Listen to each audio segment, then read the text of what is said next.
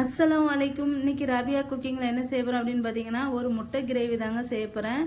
நான் இது ரொம்ப சிம்பிளாக ஈஸியாக செஞ்சிடலாம். இப்போ இது எப்படி சேர்ந்து பார்க்கலாம். நான் ஒரு பாத்திரம் வச்சுருக்கேன். இதில் கொஞ்சம் எண்ணெய் ஊற்றி ஒரு 2-3 ஸ்பூன் எண்ணெய் ஊற்றிருக்கேன். இது எண்ணெய் ஊற்றினதுக்கப்புறம் இந்த எண்ணெய் ரொம்ப காஞ்சிடக்கூடாது. அதுக்கு முன்னால் இந்த எண்ணெயில் 1 ஸ்பூன் கரம் மசாலா, 1/4 ஸ்பூன் மஞ்சள் தூள், 1 ஸ்பூன் மிளகாத்தூள்,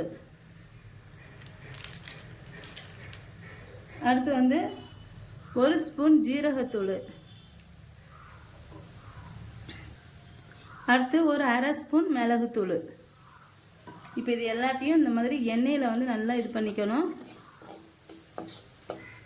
தீ லோ ஃப்ளேமில் வச்சுக்காங்க, இல்லைனா சட்டுன்னு மசாலா கரைஞ்சிடும். அதுக்காக லோ ஃப்ளேமில் வச்சுட்டு இந்த மாதிரி மசாலா எல்லாத்தையும் போட்டுட்டு, அடுத்து இதில்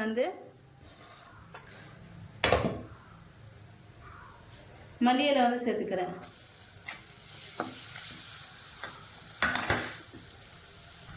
அடுத்து இதில் 1 ஸ்பூன் இஞ்சி பூண்டு பேஸ்ட்டு சேர்த்துக்கிறேன். இது நல்லா லோ ஃப்ளேமில் வச்சு பச்சை வாசனை போக நல்லா வதக்கிக்கணும் இந்த இஞ்சி பூண்டு பேஸ்ட்டை. அடுத்து இதில் பட்டை லவங்கத்தூள் ஒரு 1/4 ஸ்பூன் சேர்த்துக்கிறேன். அதையும் சேர்த்து இந்த மாதிரி வதக்கிக்கணும். இப்போ இதில் வெங்காயம் சேர்த்துக்கிறேன். நான் வெங்காயம் ஒரு பெரிய வெங்காயமாக ஒரு வெங்காயம் நான் நல்லா நறுக்கி வச்சுருக்கேன் பொடியாட்டு, அதை சேர்த்துக்கிறேன். இப்போ இது எல்லாத்தையும் சேர்த்து வதக்கிக்கணும்.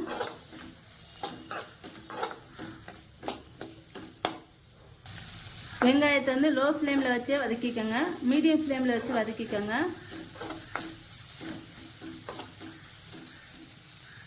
இந்த மாதிரி செஞ்சு பாருங்கள், முட்டை கிரேவி ரொம்ப டேஸ்ட்டாக நல்லாயிருக்கும். இந்த மாதிரி எண்ணெயிலே மசாலா எல்லாத்தையும் சேர்த்துட்டு, இஞ்சி பூண்டு எல்லாத்தையும் சேர்த்துட்டு, அதுக்கப்புறம் வெங்காயம் சேர்த்து செஞ்சிங்கன்னா வித்தியாசமாட்டு முட்டை கிரேவி நல்லா டேஸ்ட்டாக இருக்கும்.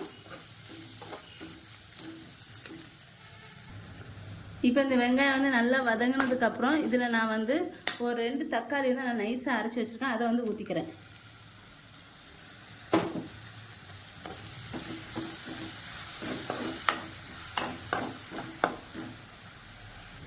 அடுத்து இதில் ஒரு கிளாஸ் தண்ணி ஊற்றிக்கிறேன்.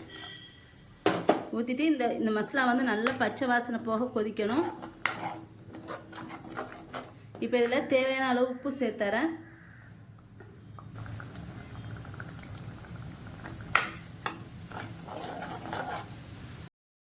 இப்போ இந்த மாதிரி நல்லா கொஞ்சம் ட்ரை ஆனதுக்கப்புறம் இதில் ஒரு 1/2 ஸ்பூன் சோம்புத்தூள் சேர்த்துக்கிறேன். சேர்த்துட்டு இப்போ இதில் முட்டையை சேர்த்துக்கலாம். நான் ஒரு 4 முட்டை அவிச்சு எடுத்து வச்சுருக்கேன். அதை இந்த மாதிரி சுற்றி இந்த மாதிரி கட் பண்ணி விட்டுக்கோங்க. விட்டுட்டு இப்படி சேர்த்துக்கணும். இல்லைனா 2ஆக கூட கட் பண்ணி சேர்த்துக்கலாம். இந்த மாதிரியும் சேர்த்துக்கலாம். உங்களுக்கு எந்த மாதிரி விருப்பமோ அந்த மாதிரி சேர்த்துக்கோங்க.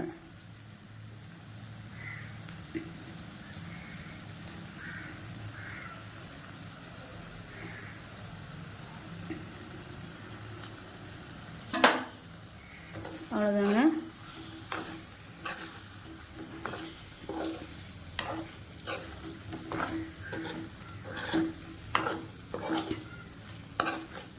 நல்லா இப்படி கிளறி விட்டுக்கோங்க.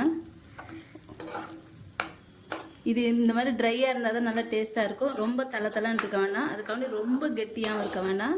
இந்த மாதிரி இருக்க மாதிரி பார்த்துக்கோங்க, ரொம்பவே நல்லாயிருக்கும் இந்த மாதிரி செஞ்சிங்கன்னா.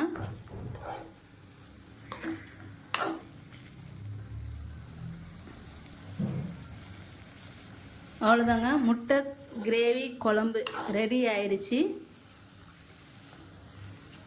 இப்போ ஸ்டவ் ஆஃப் பண்ணிடலாம். அவ்வளோதாங்க, முட்டை கிரேவி ரெடி ஆகிடுச்சு. என்னோட இந்த வீடியோ உங்களுக்கு பிடிச்சிருந்தா லைக் அண்ட் கமெண்ட் ஷேர் பண்ணிக்கோங்க. என்னோட சேனலை மறக்காமல் சப்ஸ்கிரைப் பண்ணிக்கோங்க.